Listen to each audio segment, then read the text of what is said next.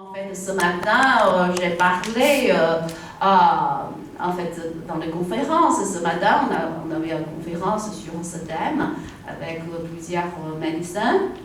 Donc, je dis, en fait, aux États-Unis, ils font une recherche parce que, en fait, un neurologue, donc, il est intéressé, en fait, ralentir votre respiration, si ça peut changer les ondes de votre cerveau.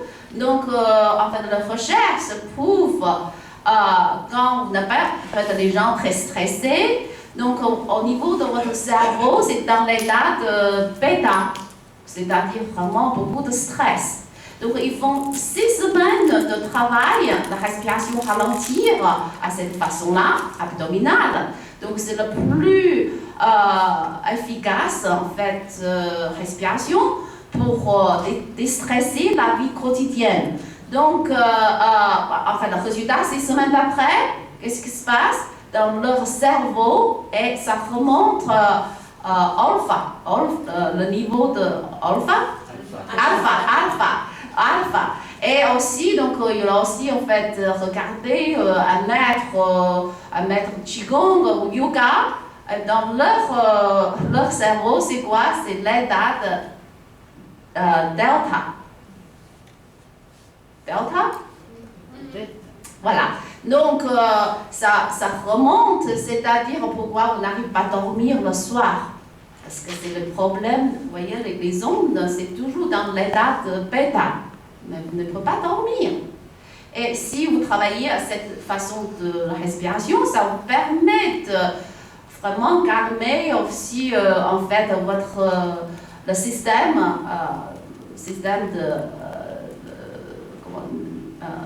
nerveuse, en fait, vous voyez, régler tout ça, et petit à petit, et vous arriverez à dormir.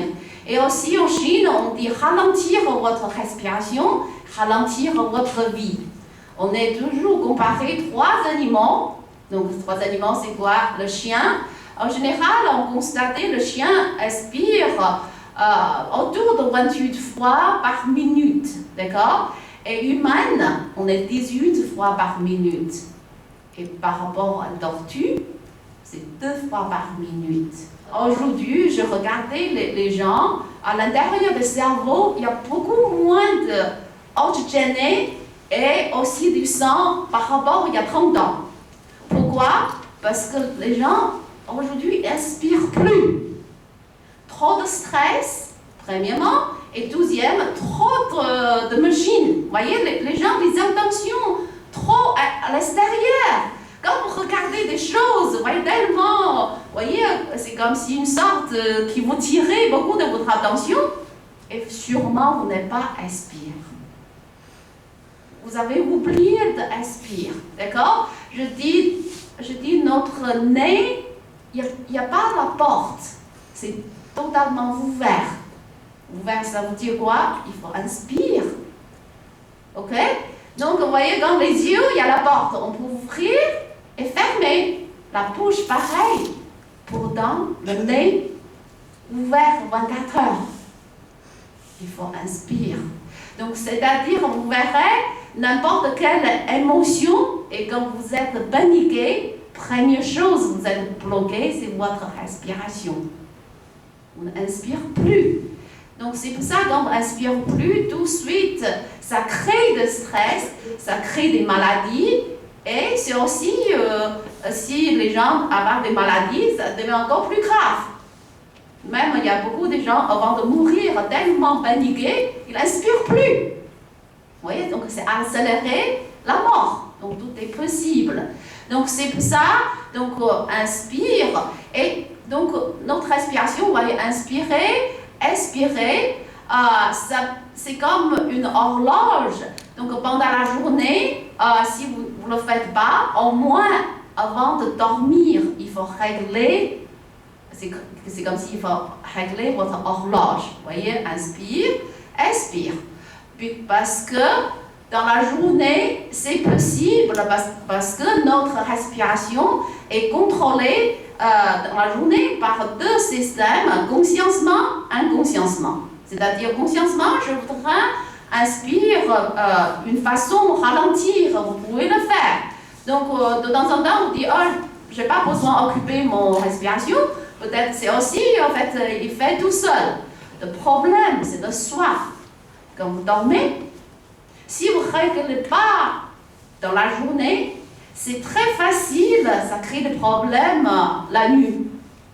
Vous voyez, donc si vous n'inspirez pas pendant la nuit, ça crée des problèmes de quoi? Apnée. Apnée.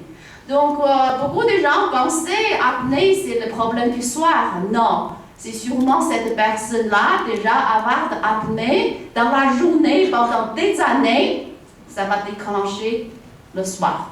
Donc, c'est pour ça, afin de régler les problèmes du soir, il faut régler pendant la journée. Si vous respirez d'une façon très très fluide, très très bien, et vous verrez au fur et à mesure les problèmes du soir, ça va régler. D'accord? Donc c'est pour ça. Et aussi, donc, il faut en général inspirer toujours par le nez. Pourquoi? Parce que le nez, il y a deux choses. Ça nous permet de rentrer le plus pur chi que possible. La première chose, dans le nez, on a les poils. Donc c'est pour ça, n'importe quelle sorte de chi pour rentrer, seulement le chi très pur. Si le chi pas pur, et tout de suite, vous allez faire sortir. Et deuxième, aussi, vous avez le, comment ça s'appelle, mucus, c'est mucus. Vous voyez, donc s'il y a des microbes, et ça coule, ça sort. Donc c'est ça, une fois le chi entre dans notre corps, ce sont des chi très purs. Vous voyez, il y a beaucoup de gens avoir des problèmes d'asthme ou des problèmes d'allergie. En fait, au printemps, là, il y a beaucoup de gens qui ne peuvent pas inspirer par le nez. C'est par la bouche. Vous voyez, par la bouche, il n'y a pas tout ce niveau de filtré. Donc c'est pour ça il faut entraîner, il faut faire une façon en fait régulière. Et donc après vous le faites naturellement, toujours inspirer par le nez et expirer par la bouche. Et seulement quand vous faites une façon comme ça, et petit à petit, ce qu'on appelait votre corps et sur l'ensemble, vous allez trouver le rythme. Le rythme commencer par la respiration. Quand la respiration perdu le rythme, et petit à petit, le cœur, le battement de cœur a perdu le rythme. Des gens avoir des problèmes de palpitation, et sûrement, ils n'inspirent pas d'une façon naturelle, normalement. Donc c'est ça, une fois le cœur avoir des problèmes de palpitation, ça veut dire quoi? Ça veut dire le corps entier en train de perdre le rythme. Vous voyez, c'est comme si un pays, il n'y a pas de rythme. Comme l'univers, il n'y a pas de rythme. Qu'est-ce que ça fait? Vous voyez, aujourd'hui c'est hiver et demain tout d'un coup c'est l'été. Est-ce que ça marche? Ça ne marche pas. Vous voyez, un pays perdu le rythme et l'autre, vous voyez, si l'autre pays essayer de conquérir, c'est très facile. Donc ça veut dire quoi? Si vous perdez le rythme et les maladies et tout ça, c'est très facile de vous attaquer. Donc c'est pour ça que quand vous trouvez le rythme et tout de suite le corps commence, vous voyez, tout est normal, la respiration normale, le battement de cœur est normal et le cœur seulement quand le corps avec ce rythme et tout de suite ça permet de se guérir, ça permet dans le système de l'univers. Vous voyez, donc il y a 50 ans aux États-Unis, donc il y a une grande armée, donc il a essayé de traverser un pont. Donc tout le monde marchait dans un sens, le même rythme. Vous voyez, donc, les soldats, quand ils ont traversé le pont, qu'est-ce qui se passe? Le pont est cassé. C'est-à-dire, si vous trouvez le rythme, c'est facile de casser des maladies, des problèmes. Vous voyez, donc tout est possible. Le corps a beaucoup de possibilités. Donc c'est pour ça, à travers ça, on travaille la respiration. cette méditation. Et après, donc aussi, on a travaillé les doigts, d'accord, les doigts. Donc, on trouve en fait les doigts avec le cerveau. Il y a une relation très étroite, d'accord. Par exemple, quand je dis vous faites ça, d'accord, si vous n'arrivez pas à le faire, mais pourtant, vous êtes encore apparemment normal. C'est pas normal. C'est-à-dire, si les gens, je dis index, et tout de suite les gens font ensemble. C'est-à-dire, c'est déjà pour vous dire, cette personne-là avoir la possibilité d'Alzheimer. Commencez par les mains. Donc, ils ont aussi trouvé, en fait, les gens dans le coma. Si vous travaillez leurs doigts, le coma peut être réveillé 10 fois plus facile. D'accord? Donc, voilà. Donc, relation, donc je vais vous dire quelle est la relation entre nous-mêmes et puis notre cerveau. Déjà, entre le cerveau, en chinois, voilà, on dit le cerveau, et ça fonctionne un peu comme l'ordinateur. Donc, c'est ça, l'ordinateur, on n'appelle pas un ordinateur. On s'appelle électrique cerveau. D'accord? Donc, comme par exemple, ce ordinateur, c'est le Windows 80, par exemple. D'accord? Donc, vous voulez mettre beaucoup de choses à l'intérieur. Oh, ce programme-là, c'est bien, je le mets dedans, je mets beaucoup de choses. Et après, comme il n'y a pas suffisamment de mémoire, et qu'est-ce qui se passe? Première chose, l'ordinateur va ralentir, va chauffer, et peut-être casser. C'est pareil, si vous ne travaillez pas le Qigong, et donc le cerveau, l'espace de cerveau tout petit, et donc vous avez beaucoup de stress. Ah, ça, et petit à petit, et votre cerveau commence à ralentir aussi. Vous pensez plus lentement, vous oubliez les choses, et mais peut-être aussi cassé par les négatifs, les émotions négatives, des maladies, d'accord? Donc, vous prenez l'ordinateur, vous dites, ah, ça ralentit, mais peut-être c'est le temps d'enlever. Il y a deux possibilités. Première possibilité, enlever les programmes que vous n'avez pas besoin. Donc, quand vous enlevez par où? Par les claviers ou les souris. La relation entre votre main et le cerveau, c'est pareil. Là, c'est le clavier. Là, c'est le logiciel. C'est-à-dire, je suis en train de faire partir ce stress. Vous êtes sûr? Oui, atteindre. Vous comprenez? Et en même temps, on a travaillé les deux doigts en même temps. Vous savez, chaque doigt, main gauche, va activer le cerveau droit. La main droite va activer le cerveau gauche. Vous savez, donc, plupart des cas, on est toujours étudié et prend des choses dans notre cerveau gauche, c'est-à-dire l'espace est limité. Tandis que le cerveau droit, il y a beaucoup de possibilités, il y a beaucoup de création.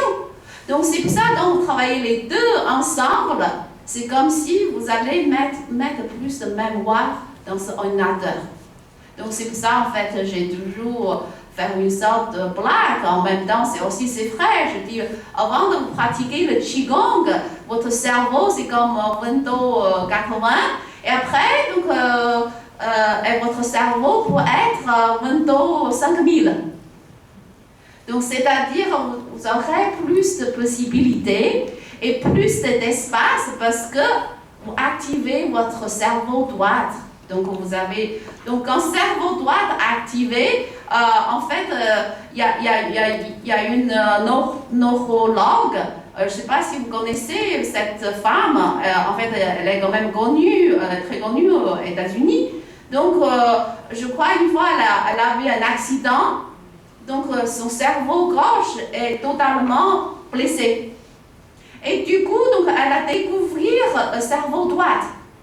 Donc après, elle a fait beaucoup de conférences et des choses comme ça, parce que le cerveau droit, on n'est pas en train de séparer les choses. On a commencé à grouper des choses. Vous comprenez? C'est ça le Qigong. On a toujours parlé de yin et yang. C'est quoi le yin et yang? Oh, yin, c'est la terre, la mer. Vous voyez? Si la terre donne la naissance, la mer donne la naissance, quelle est la différence? Il n'y a pas beaucoup de différence. Sûrement, ils partagent beaucoup de caractéristiques, la même chose. Ils font une sorte de la même chose. Donc, c'est ça, le cerveau droit qui voit ça, qui fait le coupage. Et donc, c'est ça, le cerveau beaucoup plus voyez, libre. Il y a beaucoup de plus d'espace. C'est comme si votre fichier est tout classé. Vous voyez, donc vous pouvez trouver des choses facilement. Au lieu de là, vous voyez, beaucoup de choses. Et aussi, là, c'est la relation entre les mains et puis aussi le cerveau. Et aussi dans la médecine chinoise, quand on dit, voilà, là, l'index, on commence, ça permet d'activer votre gros intestin. D'accord? Donc, le grand intestin, c'est cette partie-là. C'est-à-dire, en fait, dans la médecine chinoise, c'est très important. Chaque jour, voyez, donc, c'est-à-dire, vous commencez par manger, il faut, une fois ça sort de vous, il faut sortir d'une façon normale. Donc, c'est-à-dire, il faut toujours, pour voir l'état de votre santé, c'est très simple. Et tout simplement, regardez votre aisselle. Donc, si tous les jours, vous avez un produit normal, final, donc sûrement, il n'y a pas de problème de santé.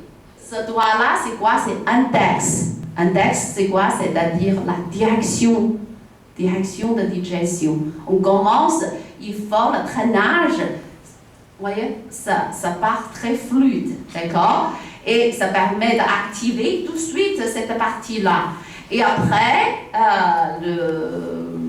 annulaire, et tout de suite, ça permet en harmonie notre corps de 5 organes, voyez, donc travailler ensemble. Tout de suite, ça permet de faire ça.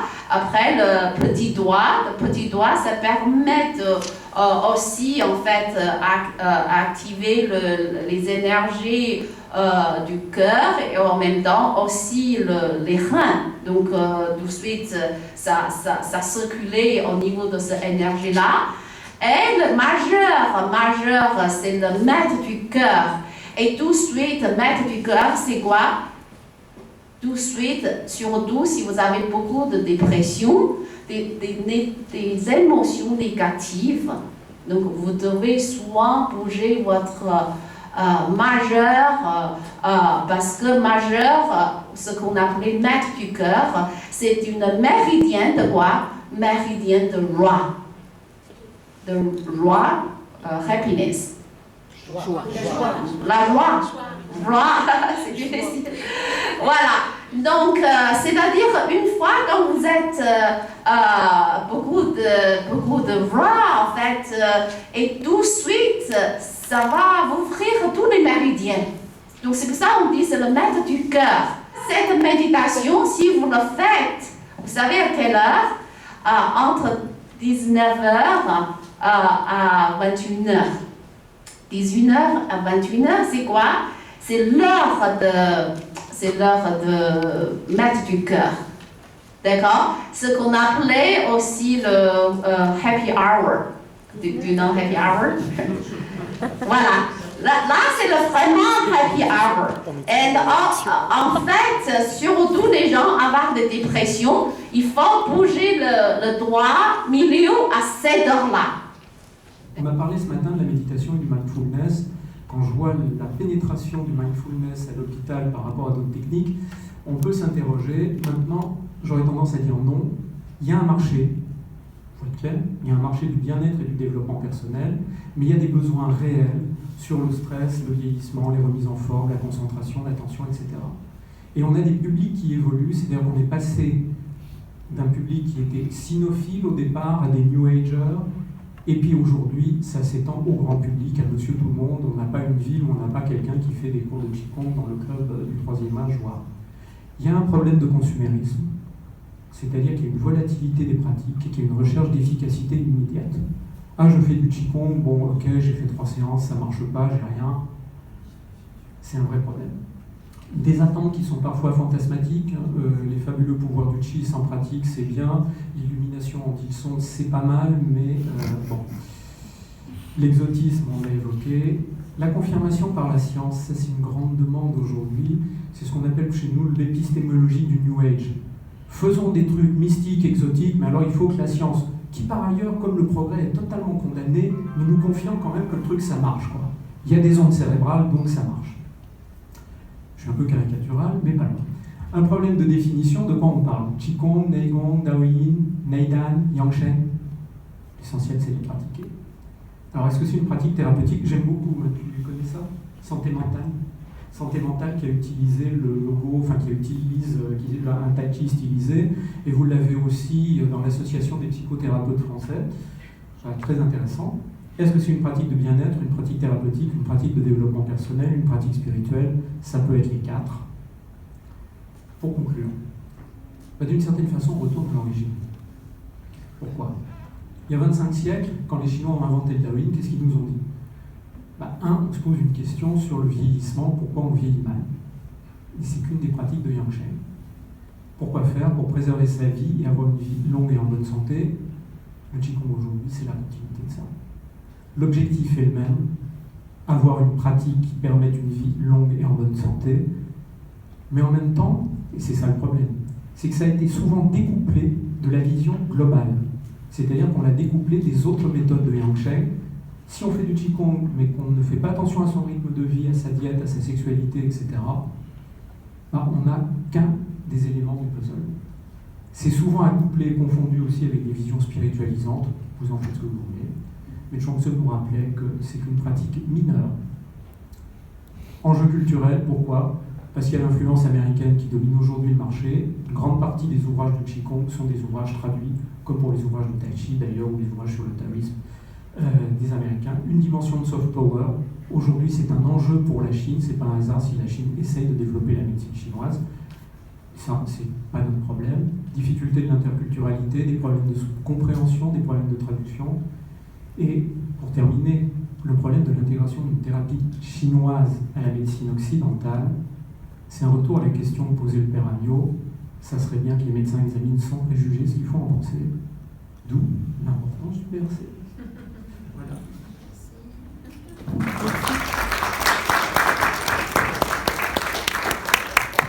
On a vraiment une analogie entre un corps cosmos, n'est-ce pas? Et on retrouve donc chez cette fameuse légende de Yu le Grand, où finalement, mais il dit, mais non, finalement, la vraie pratique, le vrai bénéfice de ces pratiques, c'est pas la longévité, c'est nourrir l'esprit. Donc ça, moi, c'est une direction que je fouille en tant que, là, du côté plutôt de la psychanalyse, c'est de redonner des possibilités, non seulement, Huro l'a dit, on retravaille l'imaginaire, on retravaille le potentiel de représentation, le potentiel à symboliser, le potentiel à penser, tout simplement. Hein. Donc, voilà, donc peux-tu nous... Allez, j'aimerais bien une petite joute sur ces 2 petits points. Alors, petite joute. Bon, sur Foucault, il ne faut pas oublier que Foucault a travaillé d'abord sur les textes grecs et qu'il a réinterprété quelqu'un.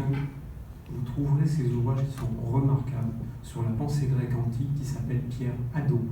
H-A-D-O-T. C'est vraiment une pensée qui est absolument extraordinaire. Il a une simplicité pour expliquer ce qu'était la pensée des philosophes grecs. Et il rappelle une chose, c'est que la philosophie, c'est d'abord de la pratique. Et que dans la pensée philosophique grecque, on n'était pas dans « je pense et je fais des cours universitaires en regardant telle notion et en disant « voilà, machin a pensé que… » Non, c'est la pratique. La pratique de l'examen de soi, c'est la pratique physique, c'est la pratique morale. Et donc Pierre Hadot avait beaucoup influencé Michel Foucault, qui suivait ses cours. Et donc il est parti de cette pratique. Ça c'est une première chose. La deuxième chose, quand tu dis se gouverner, effectivement, on ne peut pas oublier qu'en chinois, traiter et gouverner, ça se dit je. C'est exactement le même idéogramme. Mais on le dit en français. Gouverner un État, ou se gouverner. Alors on ne le dit plus aujourd'hui, mais on le disait en français du XVIIe, XVIIIe siècle. On se gouverne. Relisez Montesquieu. On se gouverne et on gouverne un État. Donc, la question, pensée taoïste, bon, on a tendance à mettre tout ce qui n'est pas bouddhiste en Chine sous le label taoïste. Moi, ça me pose un certain nombre de problèmes. Le yin-yang n'est absolument pas taoïste, pas plus que le tai chi. Ça, c'est un autre sujet, mais c'est un peu mes marottes. L'idée de gouverner, c'est une idée centrale, cette idée de je, qui se pose pendant à peu près 3 siècles en Chine, avec des réponses radicalement différentes. Et tous les textes que l'on a à l'époque, y compris le Lao Tzu, sont des textes politiques qui répondent à une question centrale. C'est quoi un gouvernant? Comment il gouverne? Comment on peut gouverner correctement? Et la réponse que donne d'une certaine façon Lao Tzu et un certain nombre d'autres penseurs, c'est un empereur, c'est bien, il faut d'abord qu'il se gouverne lui-même. Je caricature, on pourrait appliquer ça à tous nos politiques, à tous les gouvernements, à tous les chefs d'entreprise. On peut les, pour nous-mêmes, avant de gouverner les autres, gouvernons-nous nous-mêmes. Et si on se gouverne soi-même, les choses seront en ordre. Pourquoi? Parce que l'empereur est le fils du ciel. Donc s'il est totalement en harmonie avec le ciel, le monde s'organisera tout à fait naturellement. Bon, on est il y a 2500 ans, hein. Les choses ont un peu changé aujourd'hui, mais il y a cette notion centrale qui est que se gouverner, c'est aussi soigner, d'une certaine façon. La rectitude du gouvernant, de celui qui se gouverne lui-même, permet une rectitude par rapport à l'univers, et donc on est bien dans le rapport corps-territoire. Je pense que tu renvoies à l'article de Catherine Despots là-dessus. On a l'impression souvent, quand on transmet les techniques chinoises en Occident et la connaissance, entre guillemets, des notions chinoises en Occident, on a un package, hein, on a le yin-yang, machin, sauf que le yin-yang, la notion, elle a énormément évolué dans l'histoire chinoise. La notion de qi, elle a énormément évolué dans l'histoire chinoise, donc c'est très bien quand on commence. Et après, je ne vous dis pas comment on se prend la tête, parce que, ah oui, mais c'est machin, donc comment il pense que le qi? Oui, lui, sa vision du qi, c'est ça. Donc pratiquer, c'est la meilleure solution, ça évite les prises de tête et l'aspect purement intellectuel. Donc, il y a un rapport, de toute façon, entre nourrir l'esprit, si on le prend au sens... si on le prend au sens contemporain de l'esprit, et la longévité. Si l'esprit est nourri correctement, là aussi on va avoir une rectitude, et cette rectitude va permettre d'être dans la longévité. Parce que cette rectitude va permettre, si l'esprit est correctement nourri, d'éviter un certain nombre de choses, d'avoir des intuitions qui vont permettre d'éviter un certain nombre de choses. Quand Liu He parlait des intuitions, Liu Dong raconte quand il est arrivé à Pékin, à l'hôpital de médecine chinoise. Bon, il avait été repéré, je sais pas, vous connaissez l'histoire de Liu Dong ou pas, de son frère? Oui. Pour ceux qui ne la connaissent pas très rapidement, il est repéré en gros à un moment où Mao voulait des maîtres de Qigong dans les hôpitaux chinois et notamment dans les hôpitaux de personnalité, parce qu'on n'est jamais mieux servi par soi-même. Et donc, on lance un concours dans toutes les préfectures, on recrute des maîtres de Qigong, et lui a fait partie, il a monté tous les échelons, il devait avoir 19 ans, je crois, à l'époque, hein, ou 20 ans. Et il arrive à Pékin, sortant de son petit village et de son grand-père, et puis il arrive dans un hôpital de médecine chinoise où il devait traiter des dirigeants, et le médecin qui l'accueille en blouse lui dit bonjour, et Liu Dong lui dit ah, ben toi, t'as ça. Alors, le médecin savait très bien que c'était absolument indétectable à l'œil nu. Donc il lui dit gentiment, bon écoute mon petit gars, c'est très bien, tu vas soigner un certain nombre de personnalités, mais il faut peut-être que tu appelles la médecine chinoise complètement. Il avait déjà évidemment pas mal de bases. Mais il avait développé une certaine pratique, il avait développé une certaine rectitude, on pourrait dire un vide du cœur, pour reprendre Chuang Tzu qui est un auteur que j'adore. Et quand on a ce vide du cœur, on peut voir quelque chose. Parce que les choses se reflètent dans le miroir, si le miroir il est bien poli et il n'est pas distordu. On a tous été devant des miroirs absolument tordus. Ah, la tête que j'ai, c'est merveilleux. Bon, si on veut vraiment voir les choses, il faut un miroir qui ne soit pas distordu. Et donc là, il faut avoir une rectitude, il faut avoir un vide du cœur. Et là, si on nourrit effectivement l'esprit, sans doute par le vide du cœur, on peut atteindre un certain état et on peut avoir une longévité. Est-ce que je réponds à tes questions? Oui, et puis après on va donner parole à la salle. Juste, en fait, en t'écoutant depuis ma double place, en fait, qui est celle de former au Qigong et former la psychanalyse, c'est que finalement, ça a à voir avec bien sûr la réflexivité de la psyché, évidemment, hein, et puis